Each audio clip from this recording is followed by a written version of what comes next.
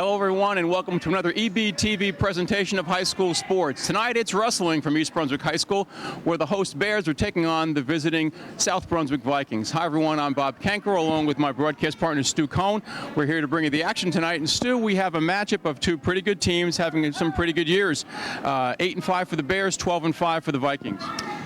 It should be interesting. This is one of those matches. We talked to Joe Daugherty before you and I talked, and he says it can go either way. And you and I know it's all about the matchups.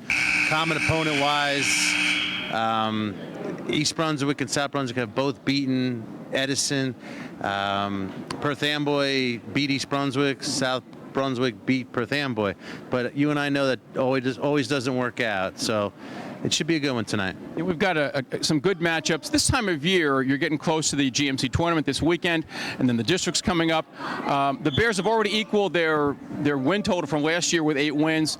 You're looking for senior leadership, and the Vikings have some with Verkaman and Goldhagen, and the Bears have the same thing going. Well, Verkamen's tough. He's the real deal. You're going to see him probably at 189 for South Brunswick.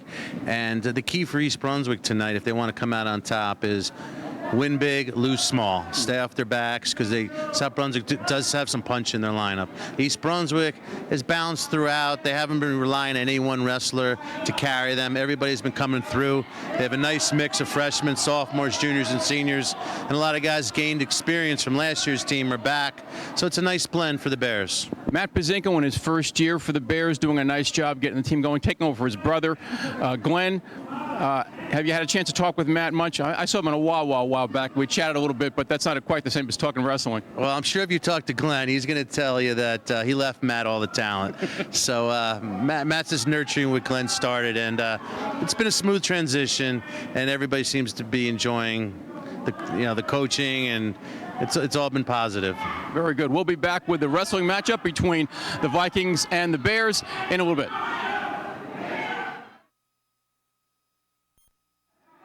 Hi, I'm Stu Kohn. I'm being joined by East Brunswick High School sophomore wrestler Ryan Levitsky. Ryan's nice to have you here with me tonight.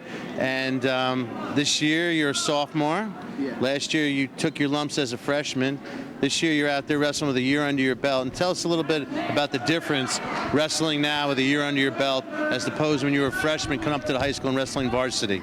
Right. Well, anytime you're coming in as a freshman on varsity, it's going to be tough, because you're going to have those bouts where you're versing kids who are older than you and have more experience than you. So coming in as a freshman, of course, I'm going to be a little nervous. But this year, as you said, with the year under my belt, I feel a little more comfortable with the rules of high school wrestling and how that goes. I guess you could say that it's a little easier being a sophomore, having that year under my belt. Well, it's definitely a transition. Do you prepare yourself any differently, knowing who you're going to wrestle, as opposed to just not knowing who you're going to wrestle when you go out onto the mat? No, in practice, I pretty much practice the same. I wrestle hard, no matter what it is, conditioning, wrestling, live, drilling moves. But it does help to know who I'm wrestling, and that does help me get sort of ready for the match, as opposed to wrestling someone who doesn't have more experience. Well, this week, for people that don't know wrestling, midway through the season, they adjust the weights. So you got 2 more pounds added to the 130. Now it's technically 132. How has that changed your physical body now, knowing you have that 2 more pounds to work with? Well, I'm sure all of the members of the team are going to be eating a little more, but it's still important to watch your weight and work out the same, although you do have those 2 pounds. But like today, I weighed in about the same as I normally do, a couple tenths of a pound more since I have that allowance. But workouts and eating is not much different than usual. We're getting down to the home stretch of the season. County tournament's coming up, district tournament, and then if you come in top 3 in the districts, you move on to the regions. Right. Have you set any goals for yourself this season that you would like to accomplish before the year's end? Yes, going into GMC's, the county tournament, I'm hoping to get top 5 seed and hopefully place higher than that, maybe top 3. And for districts, I'm hoping to get to the finals, maybe even win it, and try and move on to that region tournament. And I guess I'll just do my best. Well, that's some good goals. And being a sophomore, next year the team's going to build around you. You move up to a junior role. The team's a nice mix this year. Freshmen, sophomores, juniors, and seniors. Tell us a little bit about that and the harmony in practice and how the team flows together. Yeah, well, as you probably already know, we have 3 new freshmen on the varsity lineup in Mike Nicolero, Mike Duhigg, and Mike O'Kane.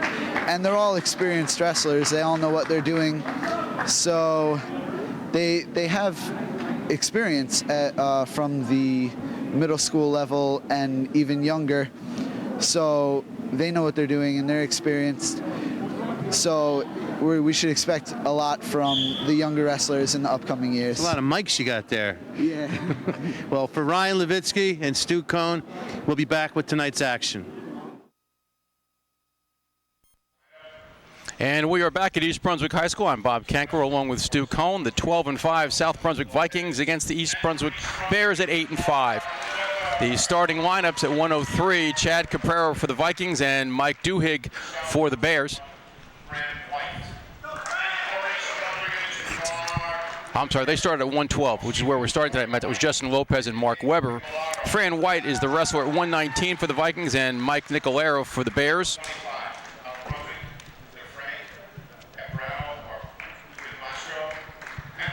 At 125, one of 2 wrestlers, either Frank Caprero or Steve Mastro for the Bears, and Matt Parabello, the senior, the veteran for the Bears at 125.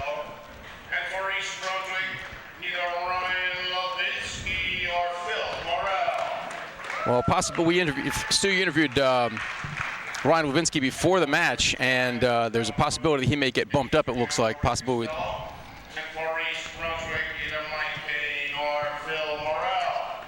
130, Phil Morrell or Mike O'Kane, and go up to 140 now. A sophomore for the Vikings, Tyler Jaramillo. He is 10-11, but he has still been one of their leaders as far as their victories. Luke Rimmer, the wrestler for the Vikings at 145, and Ryan Morosi is the senior at 145 for the Bears.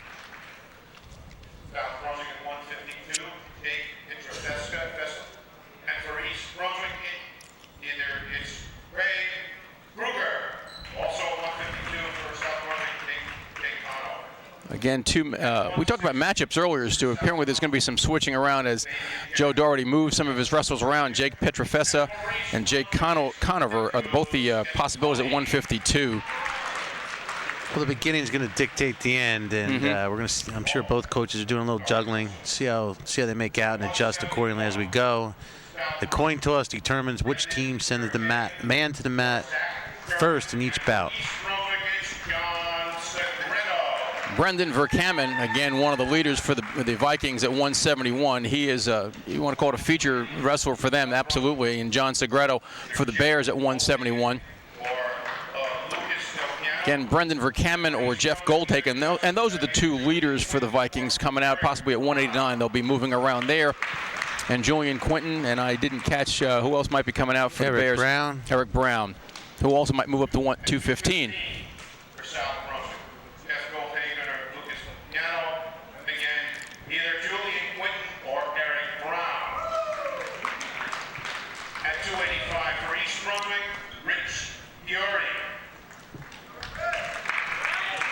Okay, there is no wrestler. And Joe Doherty said that to us. He did not have a heavyweight. I'm sure it's a little bit of a disappointment to him. Give up 6 right off the bat. That's 3 points for East Brunswick. 103, Chad Caprero for the. We're going to go live to our official now in the middle of the mat.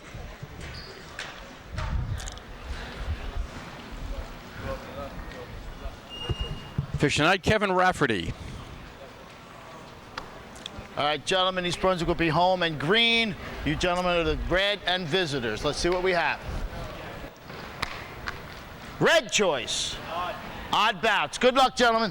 Which basically means we start at 112, that becomes an odd bout, and then every other weight class from 112 on, South Brunswick will have to put the man on the mat first.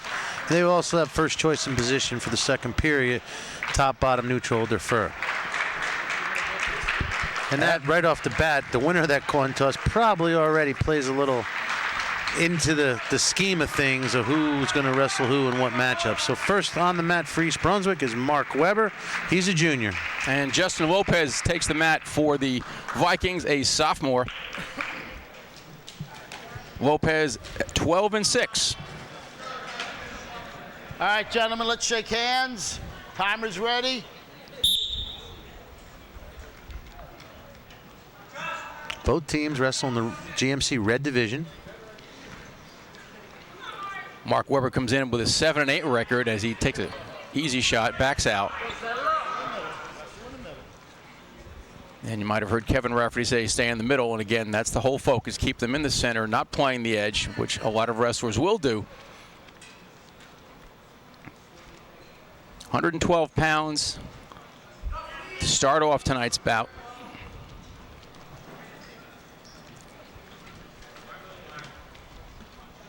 Wrestlers are in a head-to-head tie. Weber looking for a single, gets in on a shot, needs to lift and trip. Tried to wrap the leg, didn't quite make it, still has it. He converts to a double. If he can keep those feet in, he can pick up 2 on the edge. Needs to keep his feet in. And there it is. Nice job by Mark, picking up 2. Shot him for a single, converted to a double as they went to the edge, and as you said, Stu, as long as he kept his toes inbound, his feet inbound, and the other wrestler was outside, he could still get the points, and he did. A 2-0 lead now for Mark Weber here at 112 pounds with just over a minute to go in the first period.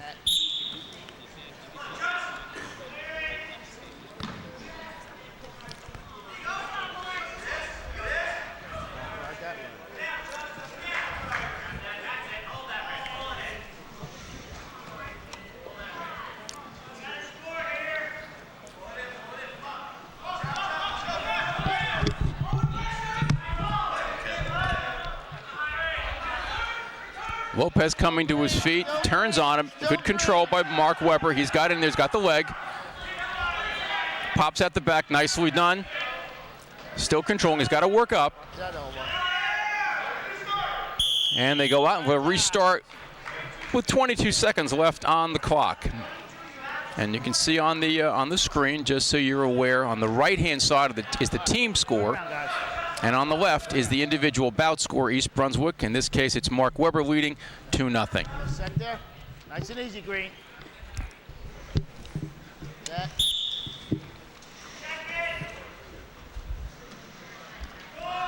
Now, viewers may have just, and there's an escape as they go out of bounds. Viewers may have heard Kevin Rafferty on that say set just before the whistle. This is a new rule. New rule, and I wanted to get that one in quickly. You got it. And we'll talk about that That just is in a to second. prevent the rolling start. It's a new rule implemented this year. The referee will say set once the wrestlers are in position. Ankle pick there. As Lopez is in on a takedown, and Weber in trouble on his back. Saved by the bell. Lopez is going to pick up 2 back points to take a lead here. Red choice. 5-6-2 after our first period.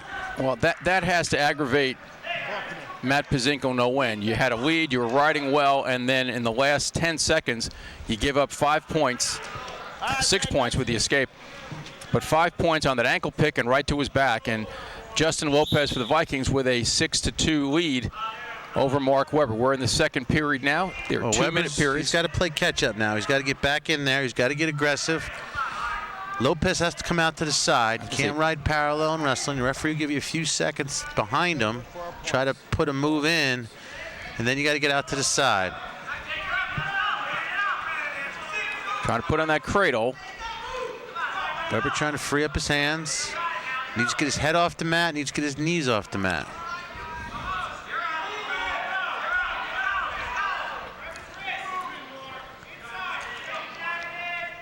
Some officials are more aggressive with stalling than others, and you know what you're looking for is consistency.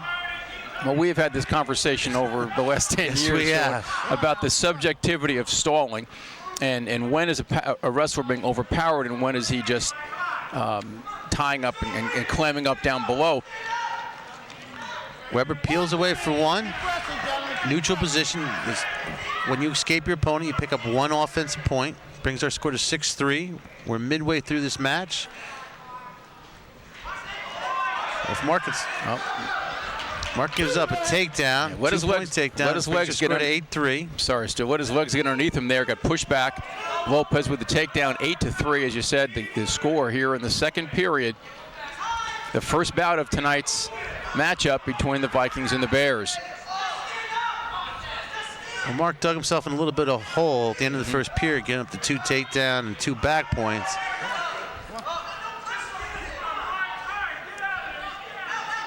Weber got the takedown pretty early on, was riding well over Justin Lopez, and then gave up the escape with about 20 seconds to go in the period.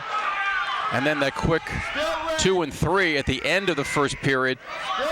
All these matches tonight are key matches for seeding, with the county tournament coming up, the district tournament.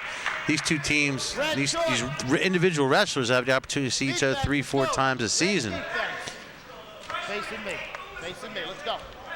You want to win them all, but you definitely want to have a good performance against your common opponents, you know, when it comes time for your seeding and bracket positioning. Well, it's interesting. One of the things I was noticing, Stu, in South Brunswick scheduling, they've wrestled a number of teams that are either in the district that are not necessarily from Middlesex County. They've wrestled the West Windsors, they've wrestled Ewing. Ewing, again, would have common opponents with West Windsor, so they're looking for some commonality there, and they can say A beat B, B beat C, and that might help them somewhere down the line in the seeding for the districts. Yeah, Mark's going to get warned for stalling here.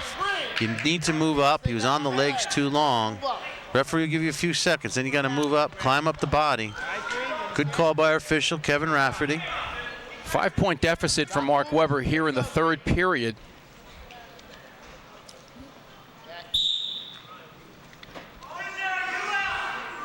Lopez getting up, turning on him. See how long he lets that stay in that position. But Lopez is coming out.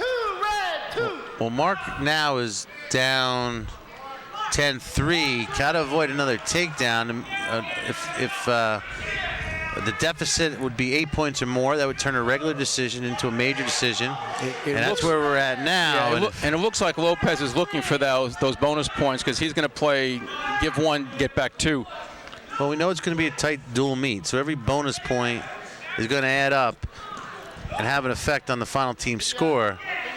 Good hold by our official. You need to come around and cover the hips to pick up the takedown beyond reaction time.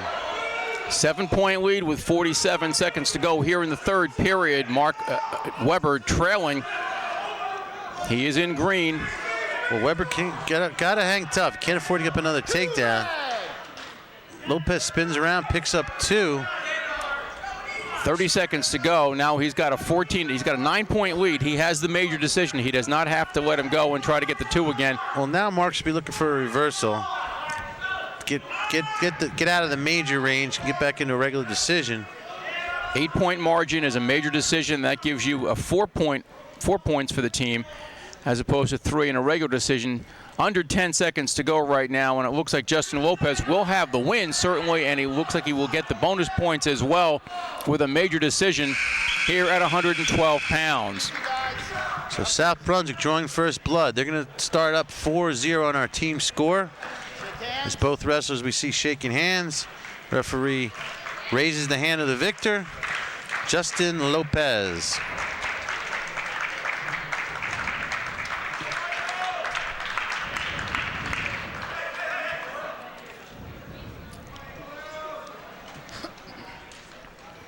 At 119 at our next bout, Mike Nicolero for the Bears, a 9th grader, against Fran White. He is a sophomore, a 9-12 record, but as a freshman, he placed 4th in the GMC, in the districts rather. Gentlemen, shake hands. Time is ready. So we start off at 119 pounds. Mike Nicolero, the freshman, and Fran White, the sophomore. Mike has been showing improvement with every bout he's been wrestling. Next set. Wrestler's looking for control.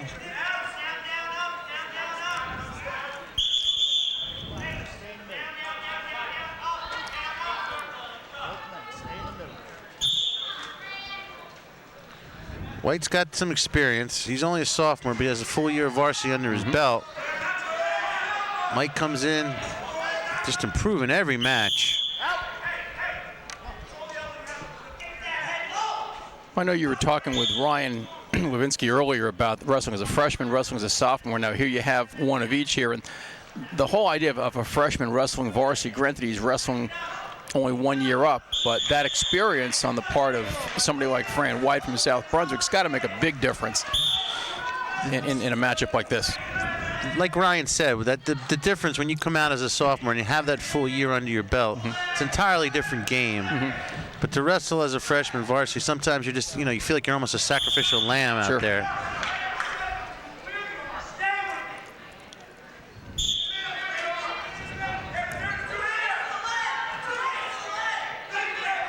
Both wrestlers just looking for an opening. We're 1 minute into the first period. Still, I don't know that much about Mike Nicolara's background, how much he's wrestled, but I'm watching him now, even here in a varsity match, and I'm seeing his feet coming together and crossing a little bit more than you'd like to see a wrestler doing. Mike's been around. He's wrestled in the East Brunswick Recreation Program. He's had a good year at Churchill last year for the 8th grade team. Was the team's outstanding wrestler last year.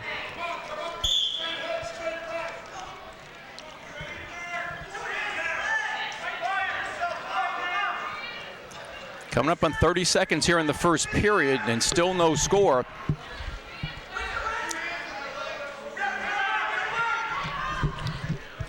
We're going to go out of bounds. When you go out of bounds, you restart in the same position you were in. They were on their feet, so we're going to start from the neutral position. White's been pretty aggressive, and Mike Nicolaro has countered very well here in the first period.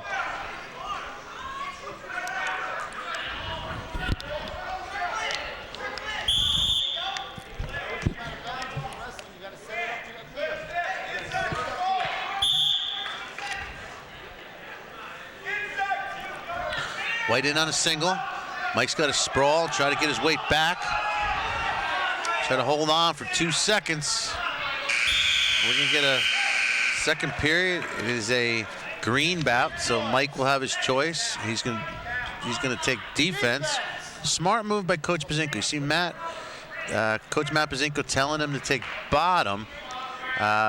Mike wanted to defer, but Coach Pazinko kind of overruled him, and the reason for that is should the match end in a tie, the opponent that scored first would have choice in overtime. So, Coach Pazinko thinking ahead, smart strategy. You always want your wrestler to score first, to have that choice of positioning should the match go in overtime. And with a 0-0 start, probability is looking that way, certainly an option. So, good strategy employed by Coach Pazinko. Thinking Mike's best offensive opportunity would be from starting down. Mike's got to head off the mat now. Looks like White has that left arm barred to some extent. Let's see, does he have it in there? Can't quite see it. Looks like he's got a bar on the near side and a far, trying to get maybe far wrist or an underhook on the outside. White's got to be careful just riding here. And Mike breaks away from one. He's going to score first. It puts Nicolaro on the board at 1-0. Just over a minute to go here in the second period. Just going to run out of mat space here. We're going to get a fresh start from our feet. On our feet. Get set.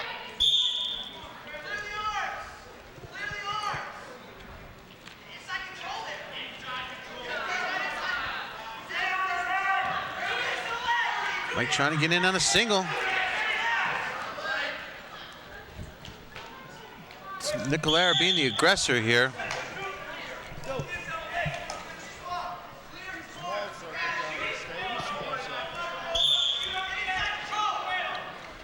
Nicolaro looks like he has a little leverage advantage here. Two totally different body types out here. You got the long and leverage of Mike Nicolaro, and White the stocky wrestler in the black and gold. For 119 pounds, pretty broad across the top. And Fran White is pretty solid up there. Well, it's been Nicolaro taking the shots here. Referee, something else the referee is always conscious of: who's the aggressor, who's backing, who's working. Stu, on that point, just as an official, and I remember one time when I was a cadet, they said announce the match in your head as you're going through here. So you're actually hearing yourself saying, okay, green shoots, black defends, black shoots, green defends. So you're kind of conscious of those actions. Is that something that officials do, or they just kind I think usually when the official starts thinking something, it's usually true. Well, if I'm thinking he's stolen, you know what? He probably is. Stolen. Third period, the choice goes over to Fran White, and he's going to take bottom. Something tells me we're looking at 1-1 here. Very well could be. Should the match end a tie, we would do a 1-minute overtime. If somebody scores in that period, it would be over. If not, we would do 2 30-second periods. Whoever has the greater amount of points accumulated after the 2 30-second periods would be declared the winner. And if still no winner, we would go to a coin toss for yet another 30-second period. Well, there's the escape, so we do have the tie right now. Fran White coming out. Mike Nicolera was a little bit high very early on and allowed White to get out. Well, he's got Nicolera's the double. in deep. Got to step over. If Nicolera can get his knees off the Lift mat, the legs. drive into him, he'll pick up 2. That breaks our 1-1 tie. Nicolera on top in position, on top in score at 3-1. 1:25 to go here in the third period. A lead by Mike Nicolera. And this is certainly a match I'm sure South Brunswick on paper was marking down as a W, looking, not looking past Nicolera, but this is one they certainly wanted to pick up. This was a bout that I'm sure Coach Doherty thought was winnable. So Nicolera needs to be smart here. His best offense is to stay smart. Better to give up 1 than 2. If Mike feels having trouble riding, his best bet would to give him the 1, try to avoid giving up the reversal. Coach Doherty was looking for the neutral there on the side. He had both arms up in the air as the whistle blew, but no points awarded by the referee. We come back to the center. 1:04 to go here in the third period. Mike Nicolera of the Bears up 3-1. Well, what Nicolera wants to do here is try to make himself heavy. Yep. Try to keep White down on the mat. Try to get him flat. Try to stay out the side. Tie him up, either the half bar. Tie him up as long as he can. If he gets in trouble, he's given to go to their feet. He's given White a lot of space to work underneath. And at this point, he's got to let it. I don't know. Still, it looks like he really should probably let it go. Well, right now, Mike's trying to eat up the clock a little bit.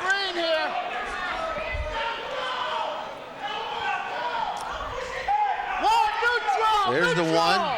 So Mike's got 26 seconds to work with. We're at 3-2. Takedown is 2 points. The Vikings, White has been the aggressor. He looks a little gassed out there. He looks a little tired coming back to the center.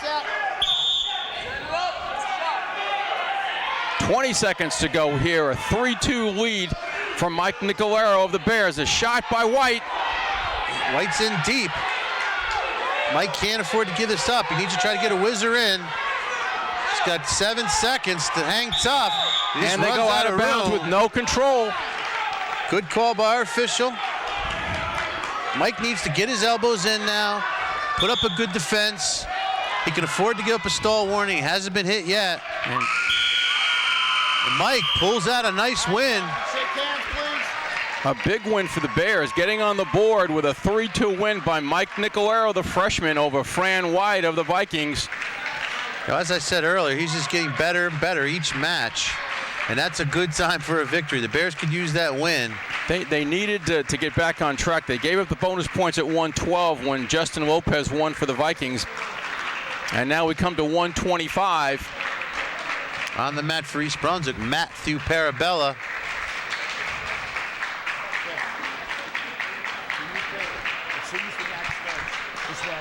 Parabella, senior, with a 9-6 record on the season. And looks like he is taking on Frank Caprero from South Brunswick. All right, gentlemen, shake hands. Caprero, senior, with a 10-9 record.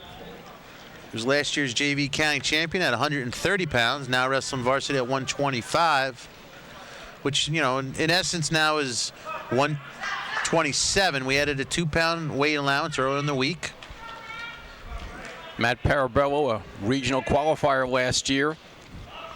This is another one of those matches that both teams want to win. This is definitely one within, on paper, I'm sure both coaches feel about they could take away. It's Parabella shooting first, in on a single, and this is match strength on his feet. Nothing yet.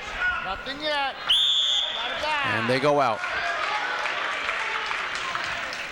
All right, feet, gentlemen. Caprero has some serious bandage there on the right knee. That looks like it's padded all the way from the almost the ankle up to the thigh.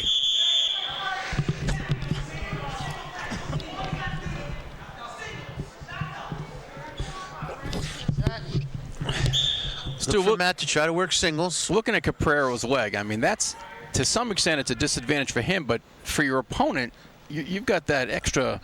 I don't know if that's you can grab onto it certainly because it's cloth, but what's the limitations on that from a rule standpoint? You know, it's got to be flexible. It has to be grabbable. It's also a little bit of a telegraph to Matt that, you know, hey, my opponent's got a problem here. I might work that knee over. Yep. Not that any wrestler would take advantage of another person's injury. Not Matt. And Matt's trying to work singles. And he went to that leg. Nice trip by Caprero. Okay, Matt's got to hang tough here, get the whizzer in. Nice defense by Matt. Yeah, because Caprero did get in pretty well on that trip. Frank Caprero is the grandson of former athletic director at J.P. Stevens and Woodbridge High School, Frank Caprero, as well. And his younger, the brother, Chad, is a 103-pounder for the Vikings. And we'll see him later, coming up. We saw Grandpa Frank come in the building earlier.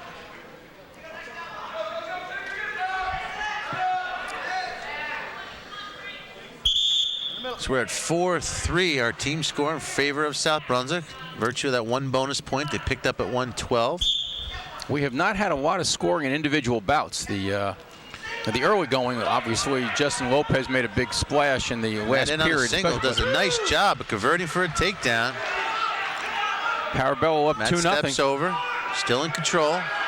Just at the end of the period, and that's where we're going to end it up. And the choice, as we go to period 2, will be to Caprero. Matt got away with a quick lock in hands there as our buzzer saved him.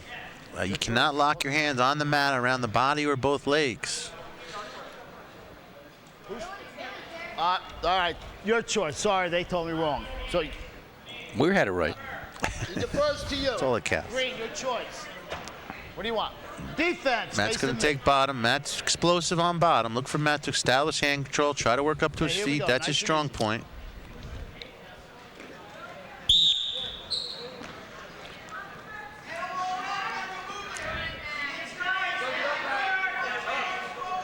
Caprero riding parallel right now. Needs to come out to the side. Make an adjustment. Trying to work the half. Caprero trying to run that. Parabello turns his body away to counter that. Matt trying to work up to his feet. Watch that shoulder. Watch the shoulder. You're good. Referee telling him to watch the shoulder as far as extending it upward. Caprero working a half and a wrist. Coming real close a couple times to full Nelson. Full Nelson's illegal. It's a technical violation. Full Nelson's basically 2 half Nelsons. You can do 1 half Nelson at any time. Got the math pretty well there. Can't even make any contact with both half Nelsons on the neck. That would be considered a full. As Matt spins around, he can break away. He'll pick up one. Keep wrestling, gentlemen. Keep wrestling. Caprero actually turned away for a second there, which is a big no-no. And our referee, Kevin Rafferty, doing a pretty good job of making very clear what the scoring is. 43 seconds to go here in the second period. They're on their feet. Matt Parabello with a 3-0 lead here at 125 pounds.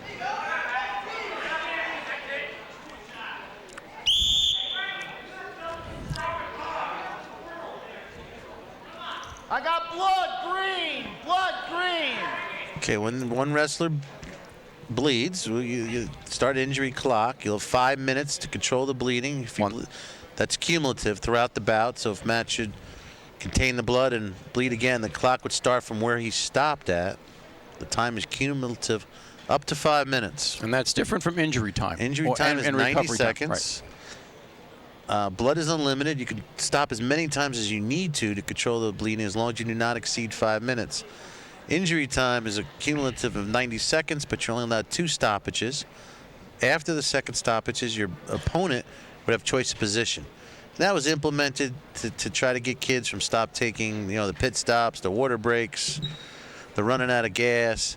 Probably about 10 or 12 years ago, that was just rampant, it seems to. Well, that kids were constantly since they taking made that breaks. rule, you don't see it anymore. Nope. Suddenly everybody's in better shape. And you see Coach Matt Pazinko. So the entire brain trust of the Bears over there, Chris Yanazzo, Steve Roy, Darren Schulman, were all on the side with Matt Parabello as we are here in the second period. 30 seconds to go. Parabello on top, 3-0. Loosed his headgear as they go out of bounds. This really has been a pretty even up bout. I mean, both wrestlers, there's a 3-0 lead, but it really seems like both of them have the talent, the skill, and they're kind of balanced off pretty well. And it's just a punch-counter-punch type of a bout. I think Matt wants to keep this match on his feet as much as he can. It seems to be where he's strongest. Yeah. Matt, last match we saw him in Perth Amboy, just a couple tough breaks, a couple of those iffy calls that might have went one way, went the other, got himself in a little bit of hole and just, had trouble bouncing back. But I think if he wrestled that kid again for Perth Amboy, he'd be right there with him. Well, last period here. And Frank Caprero chooses bottom.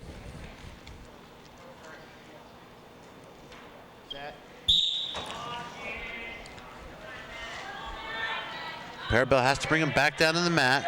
If he can't bring him back down to the mat, potential stalling warning. We stepped out of bounds. I had one red neutral. Stepped out of bounds. We're going to start on our feet. Caprero picks up an escape.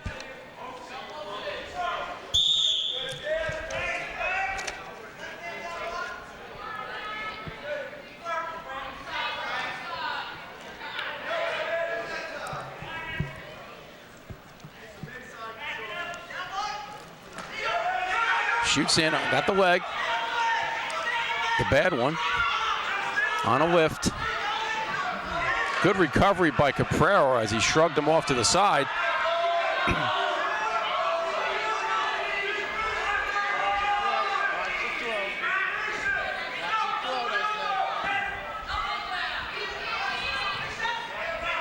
And Caprero now the aggressor to some extent. He's taken the last couple of shots, good counters by. He's picked up his pace here in the third. And it almost seems Matt was wiped his forehead where the bleeding was. I think he might be a little concerned about that. Wrestlers can't back on your feet. You can circle or move forward. Matt in on a single, trying to convert. He's got to watch the stall situation now. Well, you and I have done enough of these matches to know all the officials call it a little bit different. The key you're looking for is consistency. Kevin's been consistent. Some of the officials we've seen, have that faster fist flying in the air. It is something Parabello has to be conscious of. Yeah. Caprero has become the aggressor here in the third. And at this point with a 2-point lead, and you do officiate the score, and that's the whole thing. You know you've got a 2-point lead. You can't continually back up. You've got to be able to be aggressive, or at least look like you're countering aggressively. And right there, it almost looked like Caprero's been taking a few unanswered shots. And it's Parabello just spinning behind and putting a 5-1 lead up now on the board. Parabello just wants to be smart now, not make any stupid mistakes, stay tight. 10 seconds to go here in the final period of regulation. Matt Parabello with a 5-1 lead, and it looks like that is where the score will end up. And the Bears at 125 pounds, and Matt Parabello pick up a 5-1 victory and a 6-4 team lead. Big win for Matt. Good win. Going into the county tournament this weekend for the county tournament. A good one for Matt Parabello, and that takes us to 130 pounds, where Ryan Levinsky, your pre-match interview, will go up against, it looks like, James Pagano. Ryan Levinsky, just a sophomore, with a 13-3 record. A little conversation on the side with between Kevin Rafferty and Coach Joe Doherty, probably on some of the. I think Doherty might be looking for, you know, explanation on the stalling, looking for a little bit more of aggressive of a call. You know, it washes out though. You know, might not have helped him there, but it might help him somewhere else. Well, you know, there are coaches who are always working the officials, no matter what. It's the little comment here and there puts the idea in your head. It's not always the call you're looking for; it's the next call you want. Here we go.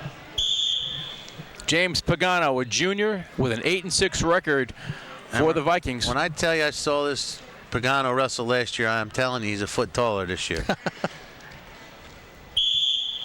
He was a 6th-place finisher in the GMCs last year and took a 2nd in the district at about 4'2", apparently, from what you're saying.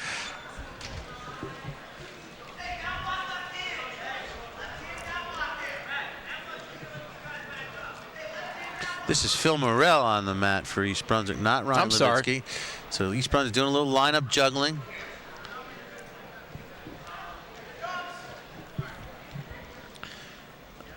I guess the theory is, I think East Brunswick feels Levitsky could pick up more team points, moving up to 135 than at 130. There's so much more maneuvering now with coaches taking a look at different things. Morrell comes in with a 4-3 record, varsity record. A couple of JV bouts in there as well. Nice job by Morrell. He scores first. He picks up a 2-point takedown. He's okay there. He just wants to stay there, keep driving forward. He'll be okay in position. Nice job by Morrell. Pagano's no slouch. He's been around. And Levitsky, only a sophomore, he's one of the tougher wrestlers in the East Brunswick lineup. Well, if they move up Levinsky to 135, that's as high as he can go. He wouldn't be able to go any higher, so that probably might mean O'Kane's going to either go 140 or get bumped, and Morosi will go 40. We'll have to wait and see what the strategy is. Well, at 135, the Vikings are going to have to put their wrestler out first, so they're going to make a determination of who they have up there. So it looks like it might. Well, I don't know now who it could be. Well, it's going to dictate whoever they put out. Is going to dictate who East Brunswick puts out. Right. But you're saying that Lewinsky cannot go higher than 35. Correct. If he weighed in at 130, the highest he'd be able to go is 35. If he went 140, he wouldn't be able to go to 130 again. The lowest weight he'd be certified for would be 135. Well, looking at some of the wrestlers that we've got here, I mean, I don't know that South Brunswick, as you can see the toes hanging in there with Pagano, I don't know if they have enough bodies to fill 135 right now. If they move up, I'm looking here on the lineup. Well, a JV wrestler could wrestle as long as he had a 45-minute rest. As long as he's been weighed in, he's an official potential entry. Well, based on the number of JV matches we had, he's got about a 2-day rest. There you go. Choice was deferred by Morrell, I believe. We saw that. So and Pagano takes down. On bottom, Morrell on top. Morrell up and scored 2-1.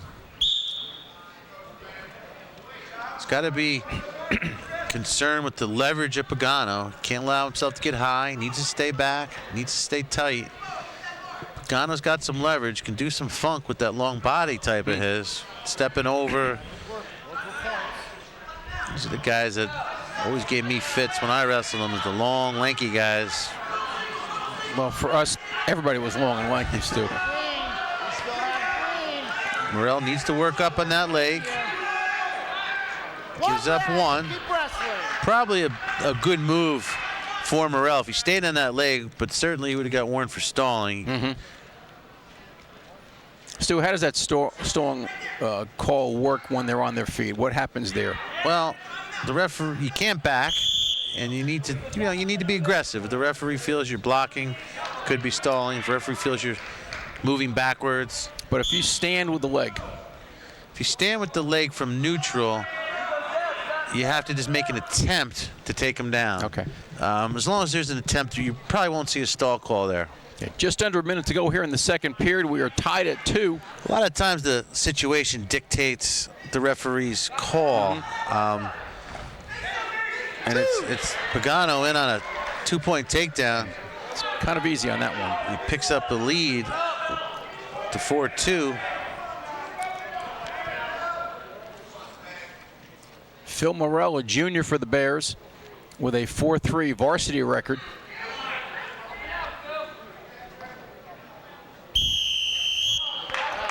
Sid Pagano with an 8-6 record for the Vikings. 27 seconds to go here in the second period. All right, Red, nice and easy.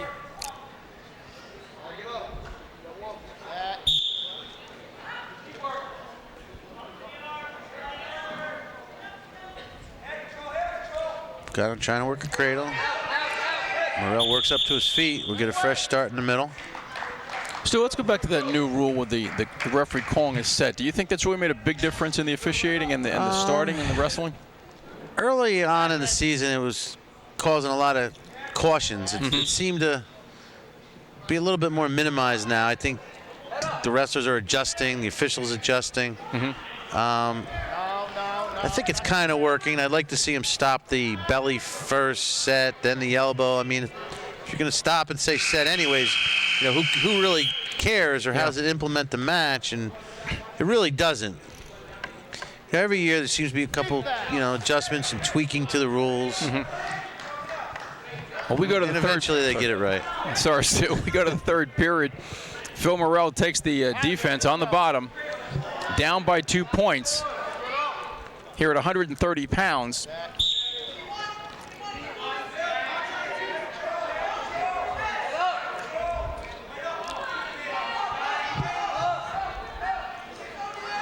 The referee's going to stop that for potentially dangerous. Once the defensive wrestler bears all the weight off the mat of the offensive wrestler, that's potentially dangerous. We get a fresh start. If it happens continuously, the offensive wrestler will be warned for stalling.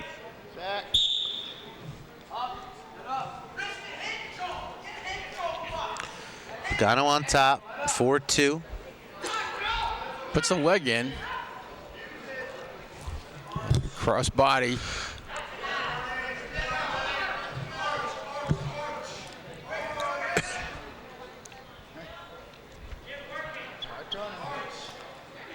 At what point we're going to stop this now, Stu? We've got no. I mean, he's got the leg and he's figured forward the leg. The referee will give him a few seconds to turn in and stop. Then if nothing happens, he'll probably just call a stalemate. We'll get a fresh start. All right. Not a whole lot the bottom guy's going to do to get into a stalling situation. Bottom guy's pretty well tied up. Referee's been letting the kids wrestle. Hasn't really played a factor into the matches.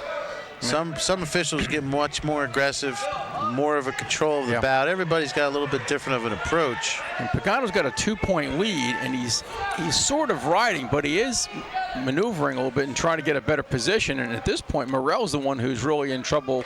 Well, Pagano's got to get out to the side. Yeah. You know, he is a little parallel. Morrell needs to come up. And on cue, he does. Nice job recovering by Pagano with the crossface and pullback. 22 seconds to go here in the final period of regulation. All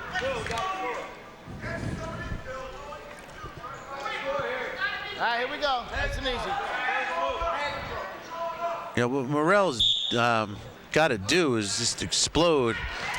And again, on cue, he does. He picks up one to bring this within 1 point. He needs a takedown. He's got 14 seconds to work with. He's got to get aggressive here. Ankle pick by Pagano. He's got the ankle and now up to the knee pretty convincingly. 5 seconds to go here in the period. The whizzer in by Morrell, but it's not going to be enough. And the 4-3 win is going to go to James Pagano of the Vikings. And South Brunswick takes the lead. The team score 7-6, and we're going to see what happens here at 135 and who comes out for South Brunswick. And it's going to be Ricky Costello, and we have no information about Ricky, or do we have some? Well, we know he's a sophomore. He doesn't have a lot of RC experience. So this might just be a way for South Brunswick to get Levinsky from out of the way, kind of almost the sacrificial lamb. Costello might be a little overmatched here. Quick takedown by Levinsky, the sophomore. Right to the half. Costello's sophomore with an 0-3 varsity record. Well, Coach Daugherty did his homework. He knows this is a strong point for East Brunswick. This is probably going to dictate what happens next. We'll probably see Kohn come out at 140. And it's Levitsky wasting no time. 34 seconds on the fall. Must have been that pre-match interview that pumped him up. Well, you got him psyched up, Stu, and the Bears take a 12-7 lead in the match. Levitsky wasting no time. Well, that's going to bring up Tyler Varamillo for the Vikings. He is a he's a sophomore. Thank you. I couldn't find it for a second. Third in District 20 last year. All right, gentlemen. And Kohn, he's a talented freshman. Here we go. Mike's been around the wrestling mats for a long time. And he's a freshman. Don't let his inexperience fool you. He's spent a lot of time on the wrestling mats. Well, he's a freshman with an 8-8 record, Stu, which is not too shabby when you look at that. Right, when you think about it. We're talking about a weight class that's pretty much dominated by upperclassmen. You know, you get to 103 and you have a freshman. And they're wrestling a lot of other freshmen and sophomores. Mike's been going up against juniors and seniors and holding his own all season long.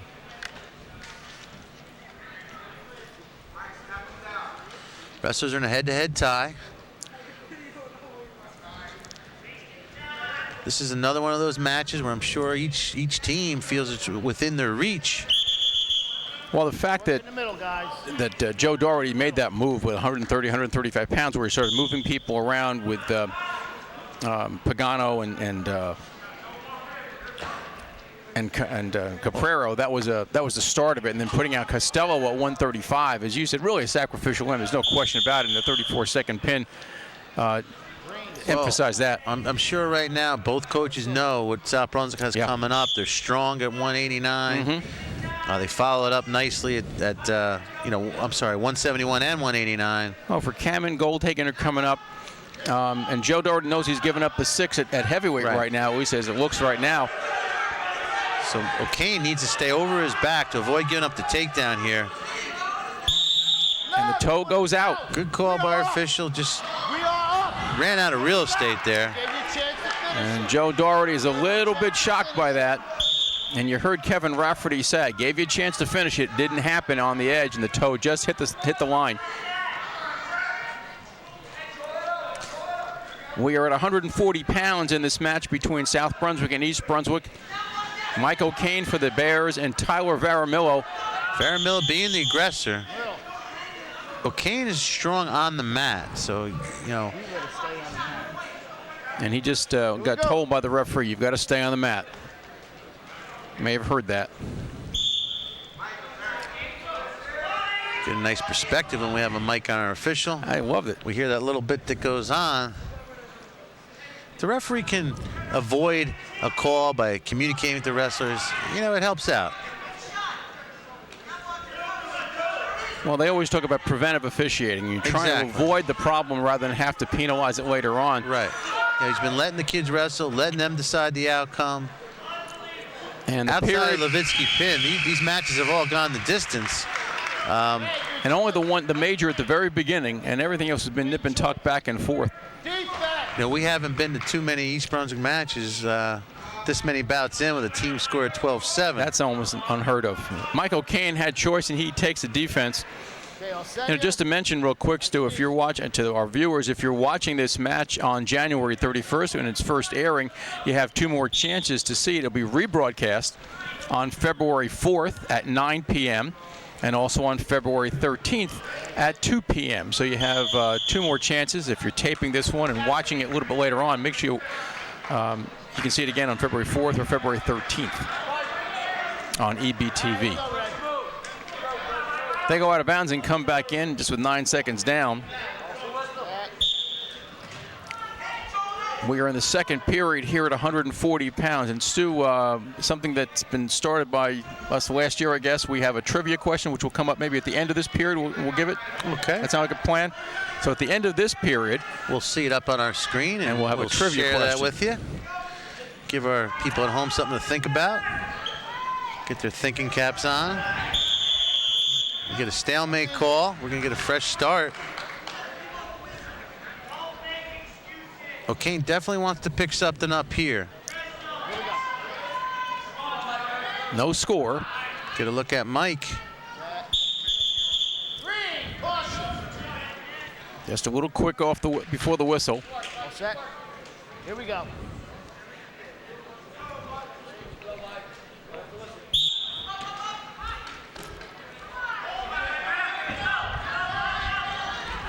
Jaramella on top. Staying tight to the body. Trying to work a near wrist. Now, all the South Brunswick wrestlers have been very aggressive. They've been pushing the action.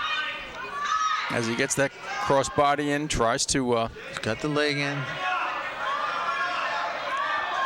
Needs to bring him back down to the mat. Kohn pretty well tied up. To try to buck his leg out. He's got the hook on the far side.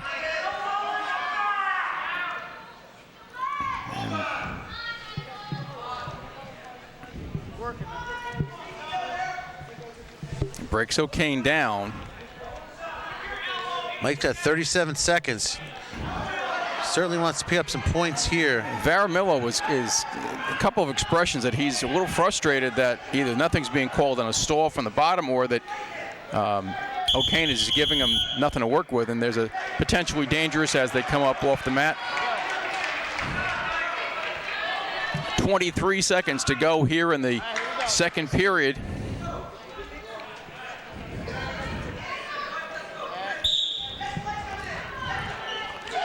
Kohn needs to step over, picks up two. Gets the reversal. Nice job by Mike. 13 seconds to go, and he wants to maintain the control here in the end of the period. You don't want to give up points that you just got ahead on.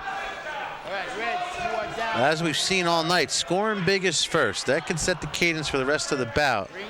Now Mike knows the score, knows where he's at, knows what he's got to do. Nice and easy. You start to wonder a little bit, Stu, if Varamillo may be getting is a little frustrated wrestler to begin with. He was making those expressions before that he wasn't getting what he wanted, and I heard Joe Doherty at one point yell, "Don't make excuses." So maybe this is a young man who is aggressive, and he's hoping that he can get the best out of this, but he's not getting what he wants. He's a little frustrated. Defense. Well, he takes bottom. Now, Mike's a smart wrestler. If he gets in trouble, he'll give up one. Final 2 minutes of regulation.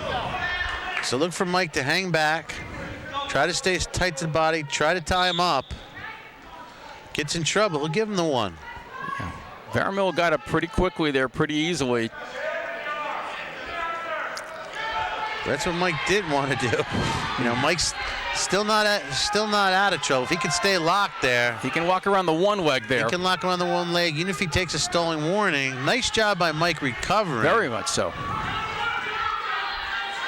Mike needs to turn and face him now, give him the one. Doesn't want to give him the two. Tough call there. Close call, yeah. You got to be in bounds again, reversal. You go. I thought he might have had the two. You know. I know you can't say anything because you're an official, but it's that, it was that close. Blue code of ethics there. Got the blue wall. It was close. It was a close call, but he got the one, and we have a 2-1 lead now. Mike Kohn leading Tyler Varamillo. And there's the two now. So in the long run, it might have worked out to South Brunswick advantage. At the time, it didn't look it, but in the long run, it does. Well, Kohn's got to get to his feet now himself to tie this back up. A lot of time. A minute 10 to go here in the third period. Mike Kohn for the Bears, Tyler Varamillo for the Vikings. Varamillo's going to let him go. That rule was implemented last year. So if you're fairly new to watching wrestling, you can give your opponent 1 point on a restart as opposed to just letting him go. So we're at 3-3 with a minute to go. Pretty safe to say a takedown's going to put the wrestler in good shape here. And they go out of bounds with a thud. Kohn's got to be aggressive here. Got to keep his elbows in, look for inside control. Referee has not called stall very easily, so he's going to let these guys, you keep saying, Stu, he's going to let them wrestle. He's going to let them play it out on the mat. And Varamillo has been shooting. Mike in on a single. And out of bounds. Nice job by Mike setting up a shot. Now it looks like Jaramillo's tiring a little bit. I'll tell you, assistant coach Steve Roy almost did a little hit a high jump record on the side there. Sub in, I think. Mike needs to sprawl. Needs to make himself long here. Good control by Jaramillo coming down on the mat with the takedown. 2-point lead. Kohn needs two. He needs two in a bad way here. He's got 15 seconds to work with. Can't afford to wait. 10 seconds to go and a 2-point lead for Tyler Jaramillo of the Vikings. And we're down to the last 6 seconds, so either a... All set? All right, Red, nice and easy.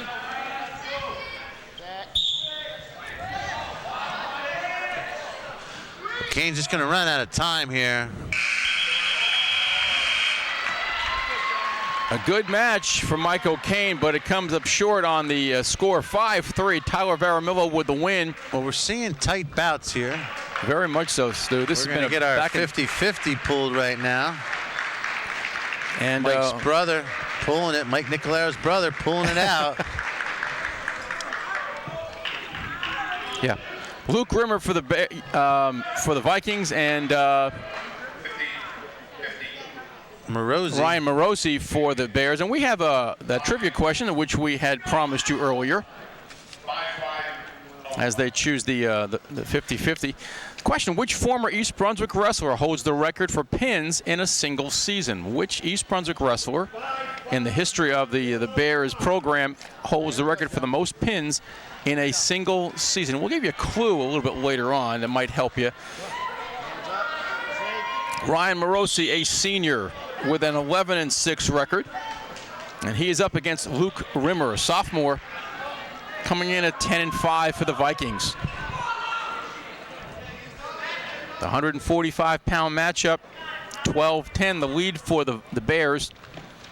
If you're watching our last EBTV wrestling coverage, it was Ryan Morosi that was the big winner for the Bears with a heroic pin that eventually was the difference in the dual meet. East Brunswick beating New Egypt by 1 point. And East Brunswick had picked up some key bonus points by Morosi's pin.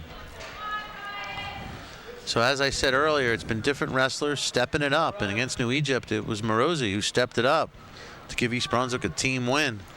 And now it's Morosi again in a big role. East Brunswick needs to pick up some points here. It's Luke Rimmer, a sophomore, but a 10-5 sophomore. A good record for Rimmer. Well, Rimmer came in kind of unheralded. There was, just like the Bears, the Vikings are a fairly young squad, and they have some sophomores who have done very well for them, and Rimmer being one of them. Across the board, he's been very solid for them. Well, there's only 3 seniors in the lineup. I'm sorry, four seniors in line for South Brunswick. Other than that, it's a sophomore dominated team. A couple juniors sprinkled in there. So future looking good. Over on Ridge Road. All these bouts have been tight. We haven't outside of Morosi's pin. These bouts have all been pretty close. All been tight. 3-2, 5-1, 4-3. It's back and forth. One major decision, one pin by Brian Levinsky, but that's it. It's really been, just what Joe Doherty and Matt Pazinka were looking for, a tight match. Well, they weren't looking for a tight match, but they expected a very tight bout, and it's going to come down to the matchups. And the maneuvering early on in the 130, 135 brackets was a start of some of that. Well, East Brunswick still holding on to a 2-point team lead. We're at 12-10. You've seen the top right-hand corner in the green. Our match scores in the white. We're locked at zeros here as the first period's going to wind down with 6 seconds to go.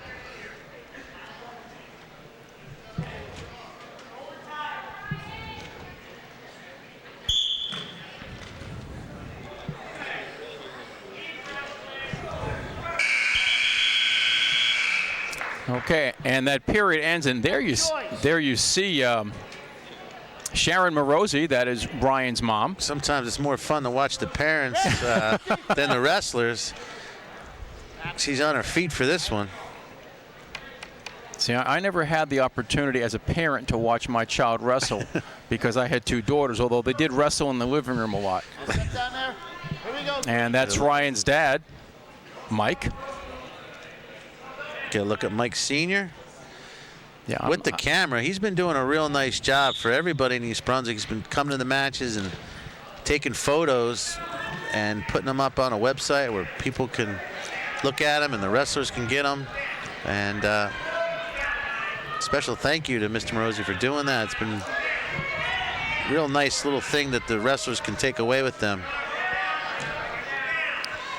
Morosi on top. We're at zeros. Morosi working out to the side, trying to work in a one-on-one on the near side.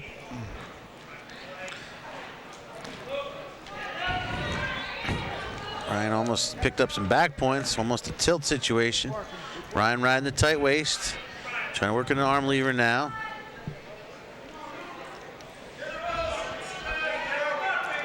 You know, Stu, we were talking about close matches. There haven't even been many back points in this match at all. It's not making for an early night, that's for sure. No. Morosi on the far ankle. The official has been letting the kids wrestle. Yeah. He hasn't been getting really involved in the bouts with stalling. The kids have been deciding the outcome, you know, without the stalling. Well, you know, again, it's subjective, but I don't think there's been a lot of stalling at all. I mean, they've backed up a little bit, they've slowed the pace a little bit, but they haven't really been avoiding contact. Well, it's about consistency, and he's been consistent. He's been letting the kids wrestle. He hasn't been getting involved in the bouts.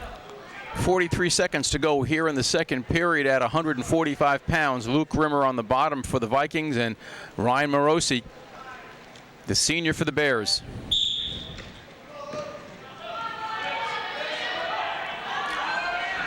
Almost out, and good recovery by Morosi. Breaks down Rimmer to the mat.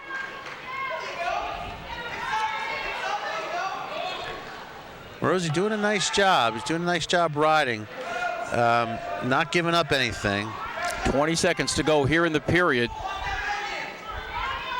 You know, if he rides him out, and he'll have choice in the third. He'll have choice in the third. He's going to be on the bottom, and likelihood on the bottom, and an opportunity for the quick score, and then you see what happens from there. When a wrestler chooses top, you know he's got some good pinning combinations. Oh yeah. And when you go and your opponent's taking top, you got to think to yourself twice, why is my guy taking top? And Ryan is already signaling down as he walked towards the center. The last 2 minutes of regulation, we are at 0-0 at 145 pounds. Ryan Morosi in the green, getting himself set. Luke Rimmer coming on top for the Vikings. Good set. All right, Red, nice and easy.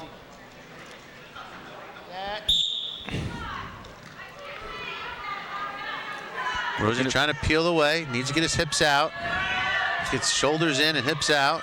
Clear some space. Same way.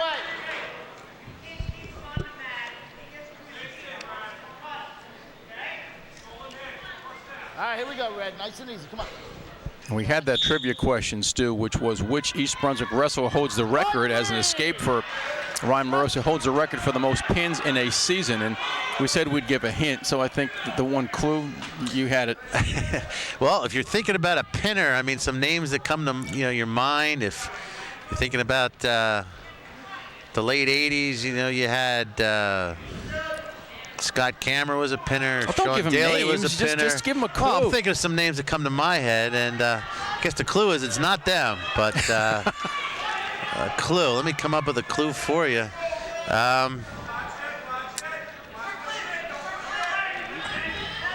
Yeah, he was a former wrestling coach here at East Brunswick High School, and still has a position in this building.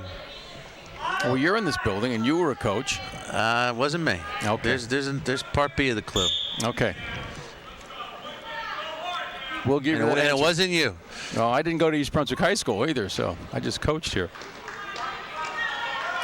I'll give you another period to think about that as Ryan Morosi is up 1-0 here in the third period at 1:45. Again, another close matchup.